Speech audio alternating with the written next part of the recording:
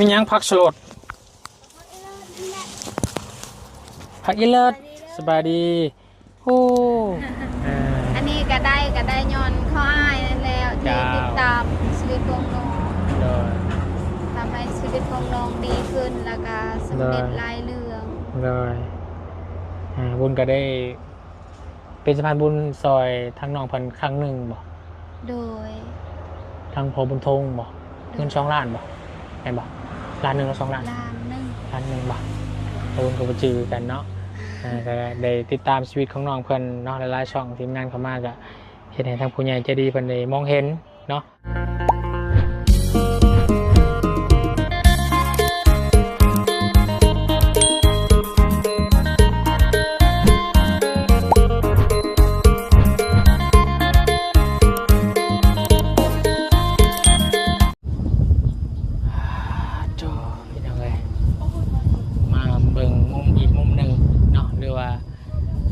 ครอบครัวอีกครอบครัวหนึ่งเนาะซึ่งเป็นครอบครัวที่ตอนนี้กำลังว่าจะมีข่าวดีเนาะในทางด้านครอบครัวได้มีการช่วยเหลือทางน้องดอกแค่พี่น้องเลยเนาะตะกี้ตะก่อนก็โอ้ยเนาะทางน้องกองมีน้องแตงจริงน้องใจดีเนาะ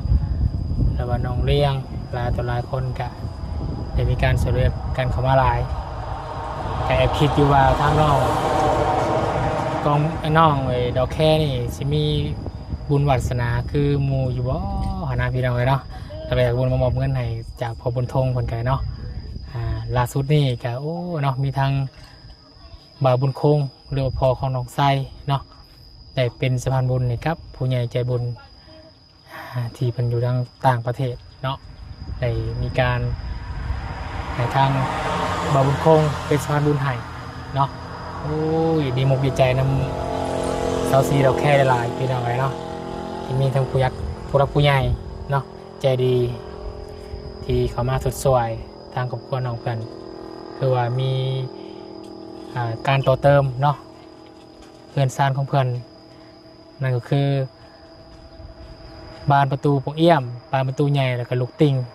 ทางด้านเฮือนพี่น้องเลยแล้วก็ล่าสุดก็คือว่าสิมีเข่าไฟฟ้าอีกบอกพี่น้องเลยเนาะแล้วก็มีห้องน้ำพร้อมว่าสันโอ้เนาะจันทร์การดีมุกดีใจหลายเนาะขอบบุญคุณของมุกกับใจทางผู้ใหญ่ใจบุญเด้อเนาะที่สดสวยทางสาวซีดอกแค่เนาะไอ้นี่ก็คิดน้ำเพื่อนอยู่ยันบุมีผู้ช่วยเหลือเนาะมีทางใหญ่ที่บุญซอยพันมาอย่างไรในห้องก็ได้นำสมานบุญการกันดีใจเนาะกับน้องกันวันนี้ก็จะมาแสดงความยินดีเนาะแล้วก็ดีใจน้ำเพื่อนพี่น้องเลยก่อนอื่นพี่น้องเด้อก่อนสิครับชมคลิปนี้ทางน้องหนูแค่ทางวันเองขอกราบทักทายสบายดีพ่อแม่พี่น้องสบายดีหมู่เพื่อนกันเบิดสุขุสุขคนสบายดี FC ผู้ใหญ่ใจบุญทุกท่านเด้อยินดีต้อนรับเข้าสู่ช่อง YouTube บาบุญสารวันเลยพี่น้องเลยเนาะทางน้องไส้เป็นกะเป็นลูกของบาบุญคงเนาะก็ได้มาประจำแล้วก็ถ่ายคลิปเนาะอัปเดตในผู้ใหญ่ใจบุญเพิ่นเบิ่งพี่น้องเลยห้องน้ำในประเทศบนใดได้ห้องน้ำเนาะนี่แหละพี่น้องเนาะข้างๆกับเพื่อนน้องดินน้องใจดีพอนี่แหละแม่ตัวของน้ำกับยูนี่ส่วนดินกับทางดินน้องแค่มันจะต่ำกว่าหมู่เนาะ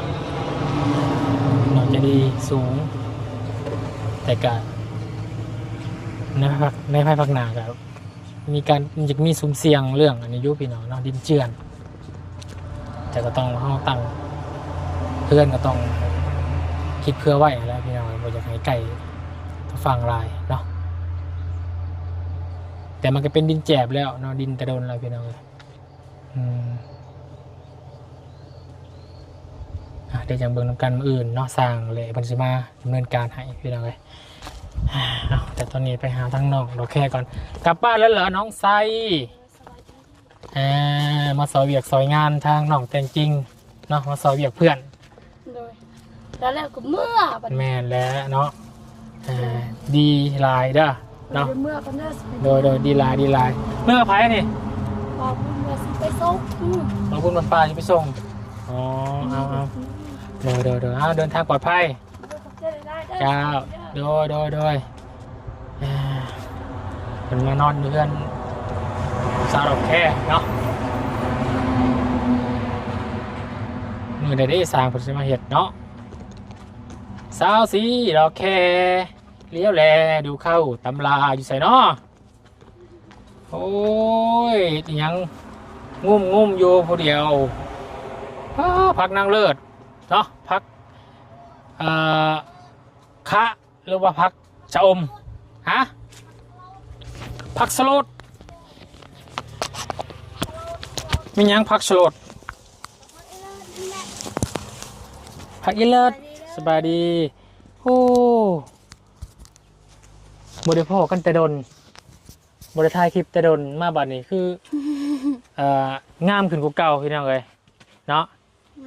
งามแล้วก็หุ่นดีกว่าเก่าแม่นบ่น้ำหนักลงบ่ ตั้งยังบ่ทันติดเลย แต่ก่อนน้องเพิ่นจะอบอวบกว่านี้พี่น้องแต่ว่าตอนนี้รู้สึกว่าเฟี้ยวฟ้าวเนาะผมแม่นี่ผู้บ่าวจะแอบจับจองมีความหักแล้วบ่จักนี่ฮะ บ่มี ยังบ่มีบ่ โดย โอ้ยคือบ่ฟ้าวหาซั่นล่ะ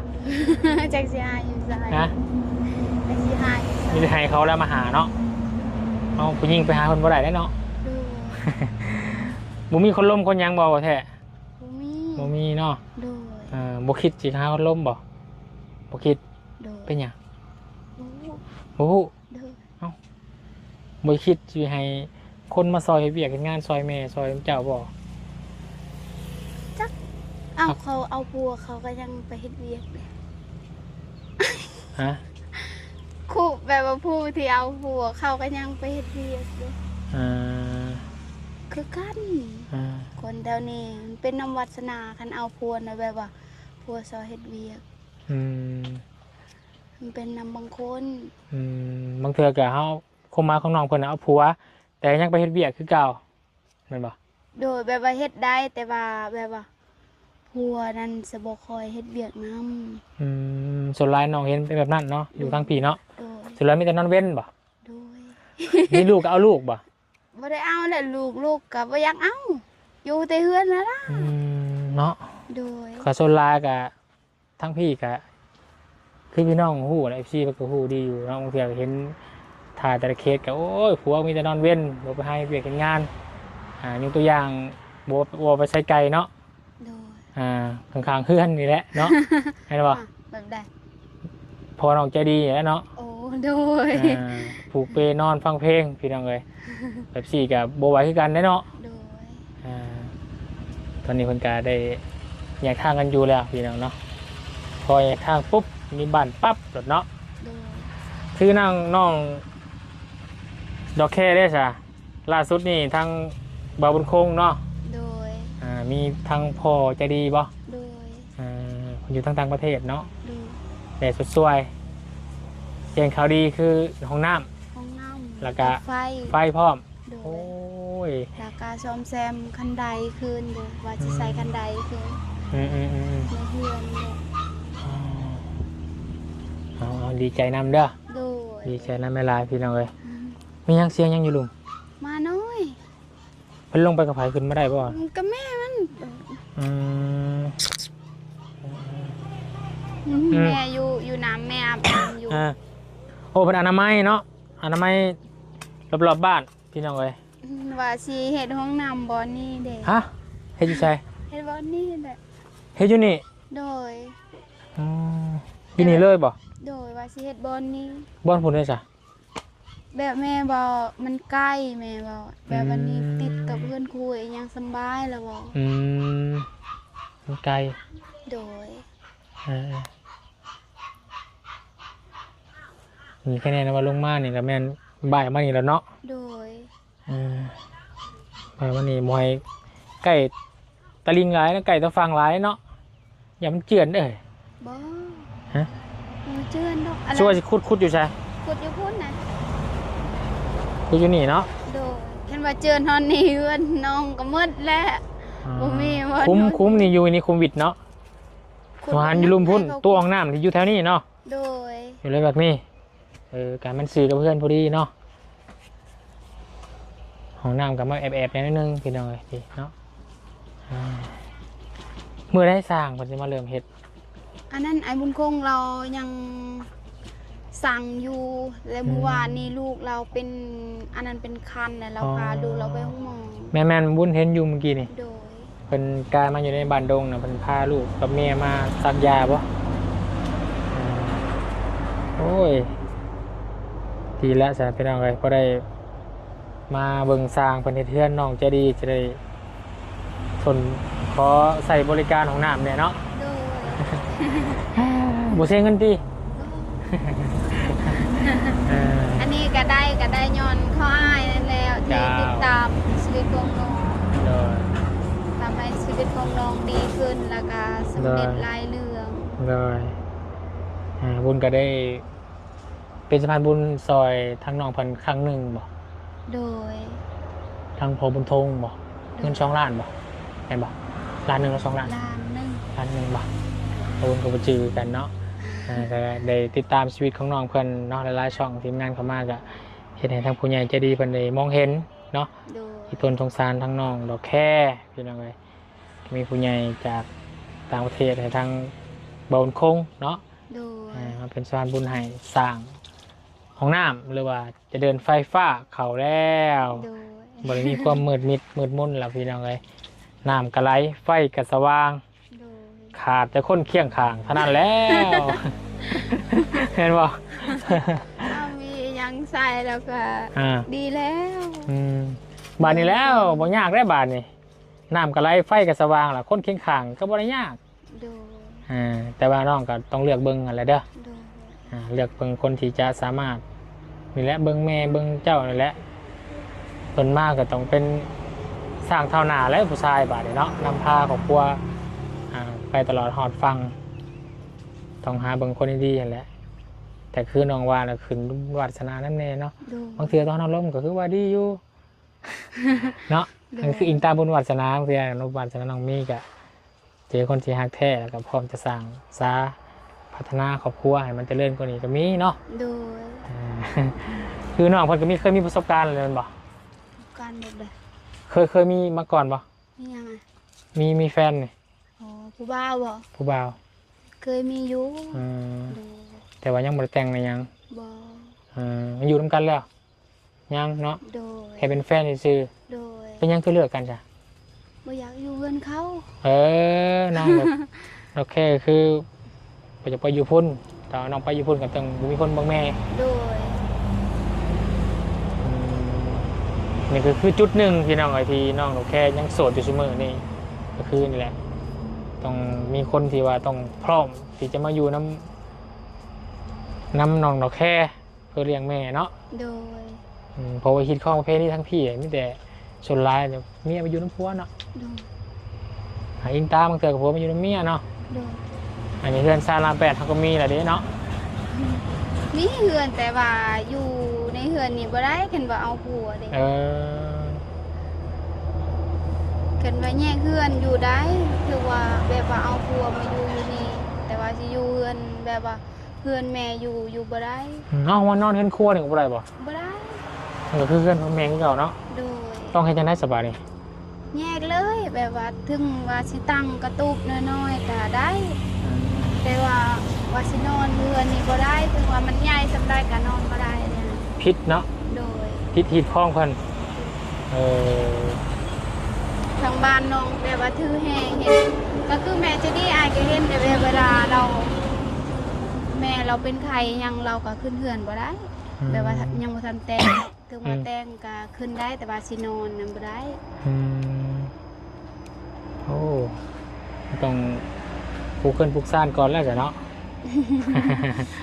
รอให้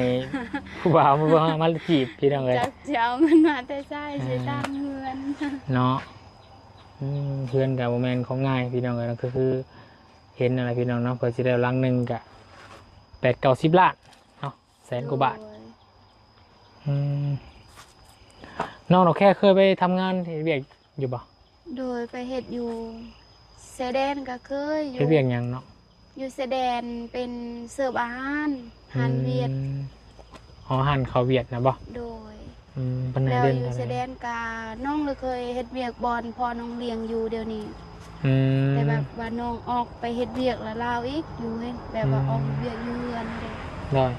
แล้วจากนั้นก็ไปเฮ็ดเวียกอยู่เซโปนแล้วก็กลับมานี่เลย เป็นอาหารกับข้าวเนาะเดือนเท่าไรขนาดนั้นเนาะล้านหนึงบ่2ล้าน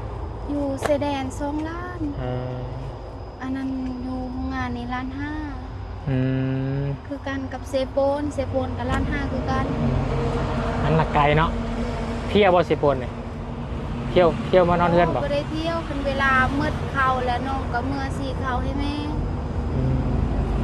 แบบว่าเวลาเราเป็นใครยังมาน้องก็มา อ๋อ แบบว่าหน้าเราก็อนุญาตแบบว่าเราก็รู้แบบว่าแม่อยู่ผู้เดียวเองบ่มีใครเบิ่งเด้ บัดนี้เป็นยังคือจังออกมาบัด ออกเฮ็ดเวียกคันเวลาฮอดยามเวียกก็ออก ก็คืออยู่อย่างย่างไปแล้ว โด เนาะ ยโดย เราดูการถางให้จูดให้ปลูกข้าวเนาะ โดย ก็ต้องมาซอยทั้งครอบครัวก่อน แล้วคนมันนี่ยังปีแบบว่าปีหน้าก็คันเวลาแบบว่าแม่เฒ่าแล้วก็น้องบ่อยากไปอีกเห็น ตอนที่น้องไปแม่เรายังบ่ทันเฒ่าเลยแบบว่าอยู่แบบว่าเราตักน้ำอีหยังก็ได้เห็น ได้ แต่ว่าเราแห้งเฒ่าเราก็ตักน้ำอีหยังบ่ได้เนาะ อืม เราเฒ่าแล้วก็บ่อยากไปอีก เนาะก็สู้ๆเอาแล้วน้องเด้อ โดย เอาจะติดตามเมืองกันพี่น้องเราะทั้งน้องดอกแค่ที่มีการช่วยเหลือหยังเพิ่มเติมหรือบ่ก็ขึ้นอยู่กับบุญวาสนาของน้องดอกแค่ โดย เป็นยังทางนี้มันตากไงเนาะ อันนั้นยาสูบยามันเป็น เอ ใบเลย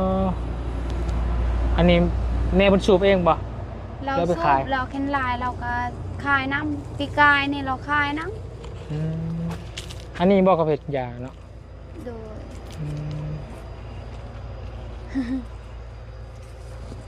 ทางแห้งตากแดดตากฝนตกกับบไดกู้แล้วบ่นี่ พูและ กู้บ่ โดย ปลูกเองบ่น้องไงนะ โดยปลูกเอง อืม มักเพชรก็มีแต่มันยังบ่ทันแก่ บะ โดยมันยังเป็นดอกอยู่ ดูแลอาบน้ำ ดูแลอาบน้ำอยู่ลุ่มผู้สูงซ้ำเนาะโอ้เพื่อจะขึ้นมาหอดเราก็ได้คอยสะอ้อนแต่อันนี่แหล้วนี่พี่น้องก็โอ้นี่เนาะกินกับลาบกินกับตำบักหุ่งธรรมศาสตร์อะไรเอาพี่น้องเลยเนาะก็เยี่ยมยามน้องดอกแค่พี่น้องเลยเนาะผมมีหยังพี่น้องมาเยี่ยมยามบริทายคลิปน้องเพิ่นก็โดนเติบไปเนาะ โดย สิเป็นเดือนเราไปจักเนาะสิเป็นเดือนเราไปจักบริทายจ้ะเนาะทายล่าสุดคือว่า ไปทางให้ผมบอกแต่คนบอก บ่นี้บ่ได้เดือน บอก โดย อืม ตอนอายสิกลับบ้านนั่น ลืมเห็นบอกเพิ่งคือโดนอยู่เนาะ โดย กินข้าวกินน้ำแล้วเรียบร้อย กินแล้วมื้อเช้านี้ โอ้ยพี่น้องเลยเนาะผู้ใดมาได้น้องดอกแค่เป็นเมียนี่เป็นคู่ครองนะว่าโชคดีอยู่ได้พี่น้องเลยเนาะเบิ่งคือน้องเพิ่นก็เป็นคนดูคนมันเนาะนี่แหละเพื่อนซานกับพี่น้องเลยแคมทางเอาได้แล้วพ่อคนที่ว่าดูมันขยันเพียรน้องแค่เนาะ โดย อยู่ข้างทางกับนี่สังสาพัฒนาทางด้านครอบครัวนี่ก็มีสิทธิ์เจริญได้คือกันได้พี่น้องเลยมันขึ้นอยู่กับบุคคลที่จะสร้างจะสาน้องเนาะ โดย มานี่ถามสเปคของน้องนี่แบบใดประมาณใดคนลักษณะแบบใดสไตล์ใดขออนุญาตถามสเปคได้บาดนี้พี่น้อง ทำสเปค สเปคแบบใด แบบได้ที่น้องหมักสเปคแบบว่า คนสูงคนต่ำคนเตี้ยคนขาวคนดำคนขี้ข้านคนดุ คนขี้ขาน ฮะ คนขี้ขานน้องวะ คนดุเนาะ โดย แบบขี้ไล่รอบ่เกี่ยว บ่บ่กิน ขอแค่ยัง ข ขอแค่เบิ่งเอาได้ ก็แค่เบิ่งแย่งเอาได้เนาะ โดย สามารถจะพาน้องเราแค่สร้างซ้ายและพี่น้องหาอยู่หากินไปง่ายให้ฮักกันแล้วเนาะเราจะได้กับให้พ่อคนที่น้อง วาดหวังไว้เด้ออย่าลืมบอกกันนะได้พี่น้องเลยเนาะยังไม่ได้คิดเนาะ ยังไม่ได้คิดเรื่องนี้เนาะจักปีเราแค่ตอนนี้ 24 ปี ห่านเท่า4 ปีแล้วยังไม่คิดอยู่ อันนั้นหอดเดือน8วันที่9ก็25 ปี 25 ปีสิประมาณเท่าไรจะเอา โอ้แล้วบ่ได้คิด บ่ได้ขึ้นยังเลย โดย อยู่แบบนี้แต่ละมื้อก็มีความสุขแหละเนาะ โดย น้ำแม่ซอยแม่อยู่กับแม่เป็นยังไงลายน้องรอบข้างรอบแอวกับหลานๆแต่ละคนก็เงี้ยๆกับบริเงาเนาะ โดย ถามน้องอยู่แค่หยอกๆคนเป็นยังไงเนาะน้องบนบริคืดแต่ว่าอยากจะสร้างท้าพัฒนาให้ครอบครัวมันเจริญกว่าเก่าเนาะ โดย นี่แหละพี่น้องรุ่นบนกันก็มีทางผู้ใหญ่ใจดีเพิ่นเข้ามาซอยเพิ่มเติมอะไรพี่น้องเลยเรื่องไฟฟ้าอีกเข้าห้องน้ำอีกเฮ็ดห้องน้ำอีกเนาะถ้าเป็นไปได้ก็จะได้เฮือนอีกหลังหนึ่งพอแล้วเนาะ ยังก็ ถ้าเป็นไปได้ก็เฮือนหลังหนึ่งพอได้ดีเนาะ หลังหนึง เอ้าอยู่อย่างเจ้าได้ทัวมากอะ ยากแล้วแต่ว่ายังวาสนาว่าสิหาเงินได้บ่แบบว่าสิเฮ็ดเรือน อันนี้ก็หาเงิน หลังน้อย ขาย ซ้ำ ป่วยอิหยังก็จงเอาไว้เพอเวลาแม่เป็นไข้อิหยังมาก็สำบายพาเราไปหาหมออิหยังพอดีแบบว่าเฮาบ่ได้ไปยืมเขา ได้เอาถ่ายวุ้นถือเลขแล้ววันที่1ก่อนเด้อ โดย 6 โตเนาะลอตเตอรี่ไทย6 ล้านบาทเนี่ยขอยจะมาเฮ็ดให้เลิศเทือนเด้อ โดย แต่ว่าก็ท่านละซื้อดอกเนาะขึ้นอยู่บุญวาสนาคือกันพี่น้องคอยก็ได้เอานั่นแหละเนาะเยี่ยมยามทำข่าวเนาะดีใจนะเวลามีข่าวดีเข้ามา ขอบ เด้อ ใจหลายๆเด้อขอบใจทุกคนแล้วก็ขอบใจหลายๆที่ทีมงานมาติดตามชีวิตของน้องตลอดแล้วมาเยี่ยมยามน้องตลอดขอบใจหลายๆ จ้า ขอให้อยู่ดีมีแรงทุกคนเด้อขอให้เงินทองไหลมาเทมาให้นำทุกคนเด้อ โอ้ขอบใจเนาะมาจ้าเดี๋ยวว่าไปเบียดกันอื่นก่อนเด้อ ดู ไปขอบใจหลายเนาะ สบายดีเด้อ โดสบายดีเอาพี่น้องกันเนาะการนี่แหละเนาะมาเยี่ยมยามทำข่าวน้องดอกแค่พี่น้องเลยก็เป็นเรื่องข่าวดีเนาะที่น้องเพิ่นได้รับนี่แหละถ้าว่าโอ้เฮือนหลังหนึ่งน้องเพิ่นนี่ก็บุญวาสนามีเนาะกระทัดรัดไก่เฮือนน้องใจดีผู้ดีงามอยู่กับ